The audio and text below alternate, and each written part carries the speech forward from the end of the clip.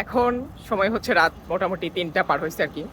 তো আমরা আমাদের জীবনে যে যেখানেই আছি বা যে যেরকম সিচুয়েশনে আছি, তো আমরা সবাই মোটামুটি একটা আইডেন্টিটি ক্রাইসিসের মধ্যে থাকি।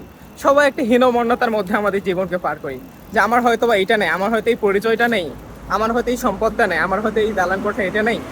তো এটা আসলে বেশি বোঝা যায় যখন আমরা ঢাকা শহরে যখন দিনের বেলাতে ঘুরি, তখন এইটারে বেশ ভালো রকম ফিল করা যায় যে এত দালান কোঠা এত গাড়ি ঘোড়ার মাঝে আমরা আমাদেরকে অত্যন্ত ছোট হিসাবে কল্পনা করি।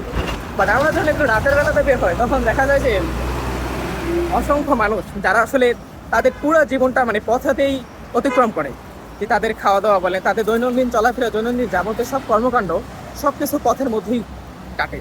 তো কোনো একটা চিপায় চাপায় কোনো একটা সিঁড়ির মধ্যে হয়তো কোনো একটা হোটেলের সামনে দেখা যায় যে অসংখ্য পথ শিশু তারা ওভাবেই ঘুমিয়ে আছে। তো দিনের বেলাতে অনেক ব্যস্ততার মধ্যে আমাদের এই সিনারিগুলো অনেকটাই ধামাচাপা পড়ে যায়। বাট রাতের বেলাতে ফাঁকা শহরে এইটাকে ফিল করাটা অনেক সহজ হয়। আর তখন অন্তত নিজেদের কাছে স্যাটিসফ্যাকশনটা আসে যে আল্লাহ হয়তো ওই জায়গা থেকে কি আমাদেরকে অনেক বেশি ভালো রাখছে, আমরা তার থেকে শতগুণে হাজার গুণে ভালো জায়গাতে আছি। তো এই ফিলটার ভিতরে যতক্ষণ পর্যন্ত থাকে ততক্ষণ পর্যন্ত আমাদের জীবন চলাটা সহজ হয়, আমাদের সামনের পথগুলো আরো বেশি সহজ হয়। তো এটাই আপনাদের সঙ্গে একটু শেয়ার করেছিল রাতের বেলা, এটাই মনে হলো। তো ওকে, আল্লাহ হাফেজ, আসসালামু আলাইকুম।